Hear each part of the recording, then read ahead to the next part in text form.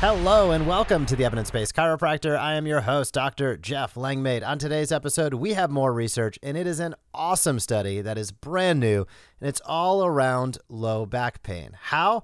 Well, it identifies, are there biomarkers and/or are there predictive ways that we can analyze whether somebody is or is likely to struggle with low back pain? That's what this study is all about. It's exciting. It's brand new. We're going to break it down and highlight some of the clinical pearls, gems, and where this might be the start of a lot of new research in the future. That and more on today's episode. Before we get started, I'll say a few words about the Smart Chiropractor. The Smart Chiropractor, send emails, get reactivations. That is what we do with a 3x ROI guarantee. So if you have an email list that you are not touching, so to speak, that you're not messaging with consistency, you're probably ghosting your patients and you're leaving a lot of reactivations on the table. We can automate the entire process for you and help you generate fantastic results. Schedule a demo at thesmartchiropractor.com. Again, that is thesmartchiropractor.com.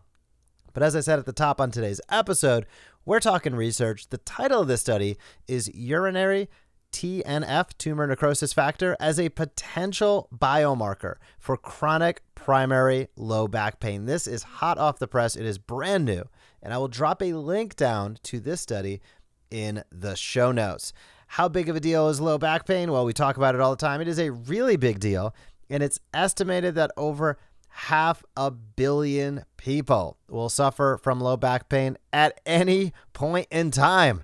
That means there are a lot of people in your town, in your community, in your city, in your state, in your region, and in your country that are dealing with low back pain right now. Additionally, we know that 1 to 2/3 of people seeking care for acute low back pain will eventually experience recurrent or persistent symptoms.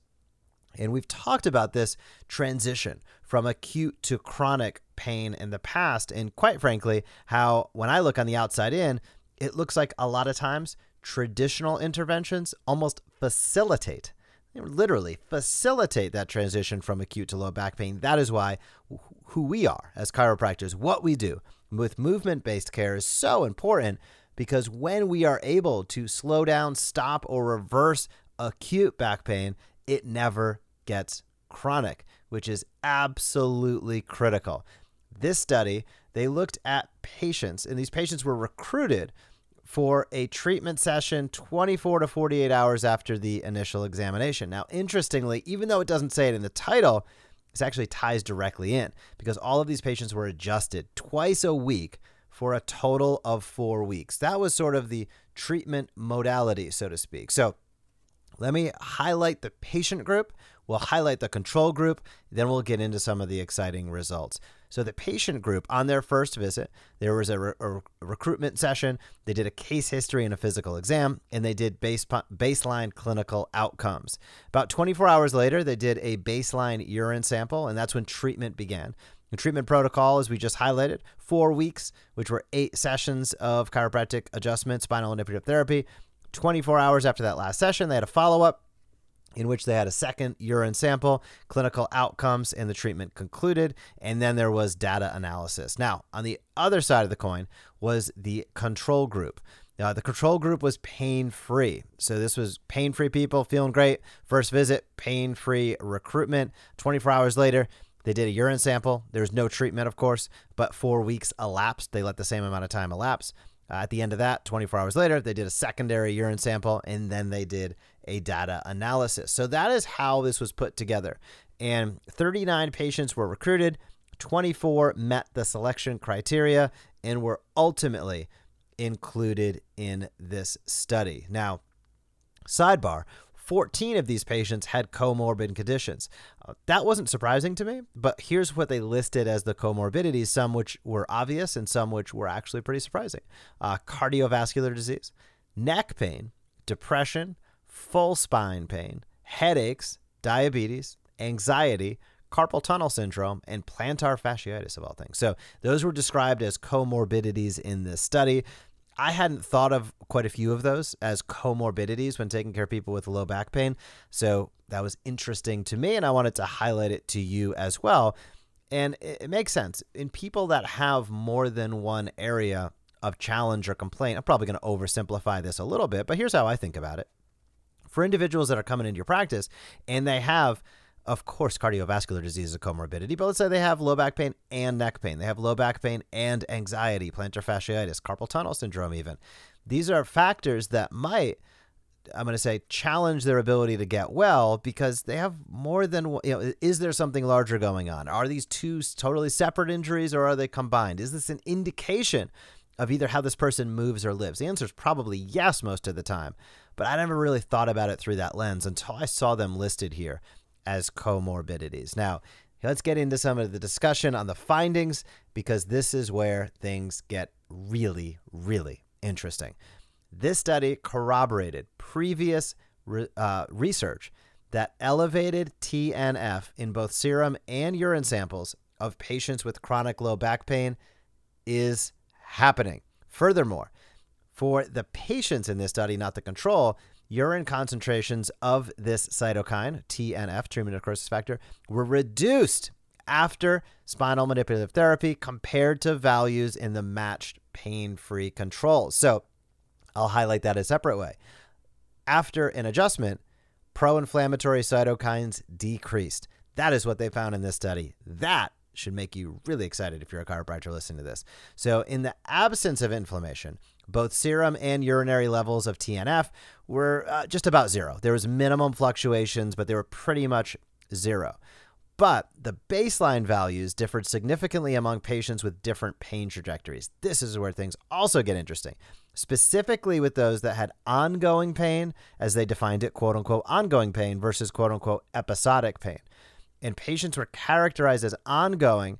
Those people had higher urinary levels of tumor necrosis factor than patients with fluctuating or episodic pain. How much of a difference? 6.6 in ongoing pain to 2.7 in fluctuating, nearly double the amount, so to speak, of tumor necrosis factor.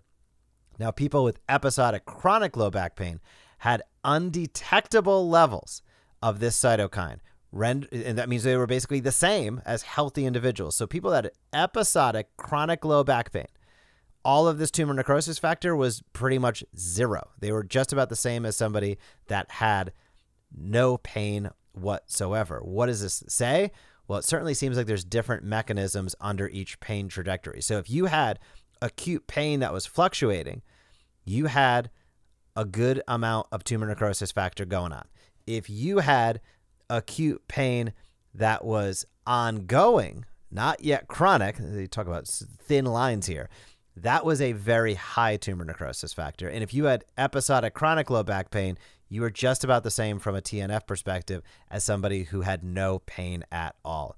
Really interesting. So in a general, higher levels of TNF are linked to more severe chronic low back pain, radicular pain, and disability. Now, the findings of this study were similar and compatible with urinary TNF being a biomarker to assess clinical recovery for chronic low back pain patients. Why? Because if it was super high and then you were able to deliver an adjustment, a manipulation, and you saw it drop down substantially, those individuals were very likely to see significant recovery. However, if you had a lot of pain, you had no tumor necrosis factor because of the trajectory of your pain, there wasn't much, if you want to think about it this way, room for an adjustment to make difference, right? If you're already at zero, how much lower can you go tumor necrosis factor? Not much. So that is really, really interesting. Now, can an adjustment through the mechanism of action do a lot more than influence tumor necrosis factor from a urinary sample? Absolutely. This only touches a small fraction, but it touches an importantly small fraction. Why? Because a lot of people have low back pain. 2, analyzing urine samples is not particularly complex or challenging. Now, we probably don't do that every day in our practices, but that doesn't mean that it's not relatively available and pretty darn affordable. And the other component is, the third component, which really ties it together, is we see that what we do with an adjustment really can make a substantial impact in the amount of TNF in a urinary sample, and that correlates to a clinical recovery pattern. That is absolutely powerful. I've never seen, they highlight some previous research, but I've never seen it put together in this fashion. And I think it's a really, I highlighted this at the beginning. This is where research may go in the future. I can guarantee you there's going to be follow-up studies on the data in this study. And I think that that's fantastic, because anytime that we have the opportunity to better understand how we can, I like to say predictive analytics, how we can look at a piece of data, how we can look at whether it's a movement assessment, whether it's a blood marker, whether it's a urinary marker, whatever it might be, whether it's through motion and hands-on, whether it's through a JTAC device and we're looking at motion, whatever it might be.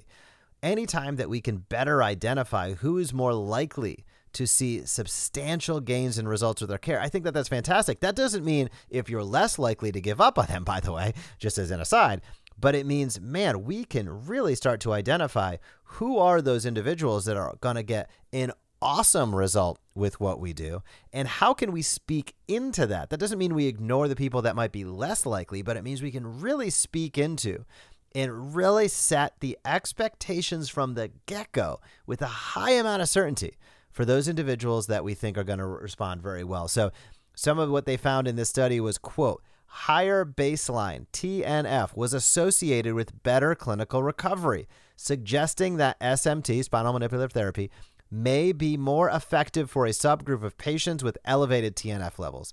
This is congruent with literature suggesting that SMT may act by modulating mechanisms related to central sensitization. This is also an important factor, is the different types of pain. There's neuropathic pain, there's central sensitization.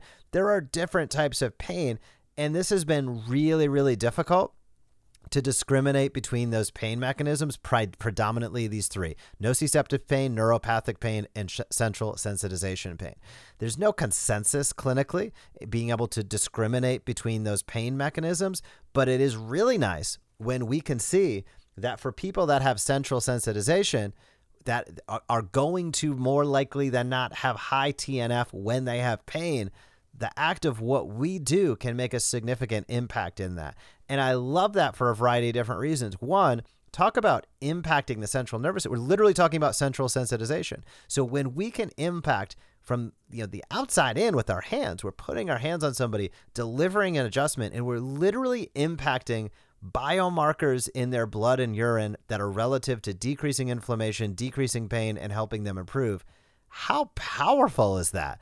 Medications hope to achieve these sort of influences, and that's directly taken with direct chemical interaction. With the acts and the adjustments that we are able to perform with our hands, we are able to make that big of influence on individuals. Now we see it, and I know many people get bored in the conversation of back pain, because it's like, yeah, back pain, and we do so much more than that. We do, but do not sleep on the fact that there are 500 million people out there today, tomorrow, the next day, struggling with low back pain. And the more that we can accurately describe how we help people, doesn't mean everybody's going to want to hear about TNF factors and urinary biomarkers by any stretch of the imagination. Most people won't. But wow, it just informs our ability to show up with confidence, with clarity, with certainty, and the ability, when asked, to really drill in and describe the benefits of the care that we're providing. And for that, I absolutely love this study. Again, I'll drop the link down in the show notes if you want to check it out. And before we wrap up, I want to say a few words about orthotics, and specifically PowerStep orthotics. This is what I use. They're what I personally recommend. They support this podcast. You should support them, and they will hook you up with a free sample pair. pro.powerstep.com/sample. Use the code EBC. I'll drop the link below. pro.powerstep.com/sample. Use the code EBC, and they will hook you up with a free sample pair of their orthotics. And finally, if you are thinking about building and growing your team this year, whether it's hiring a virtual chiropractic assistant, virtual CA, a in-office CA, or an associate chiropractor, do not go it alone. This is the most important decision you will make for the growth of your business. Getting this right can dramatically accelerate your ability to hit your financial goals, giving you more time freedom, giving you more revenue. Getting this wrong will set you back. Team turnover is one of the biggest killers. So if you are thinking about building and growing your team, have a conversation with Chiro Matchmakers, chiromatchmakers.com. Again, that is chiromatchmakers.com. I'll drop that link down in the show notes. Their team can help answer questions, guide, and direct you. And if you'd like the whole process done to make your life a heck of a lot easier, we are happy to do it for you at chiromatchmakers.com. Other than that, thank you for being a chiropractor. Thank you for tuning into this podcast. Leave a rating or review if you have not. Have a fantastic week in practice, and I will talk to you soon. Thank you for joining us on this episode of the Evidence-Based Chiropractor. If you want to grow your practice, come back for next week's episode. If you want to grow faster, visit the evidencebasedchiropractor.com and join our MD Marketing membership today.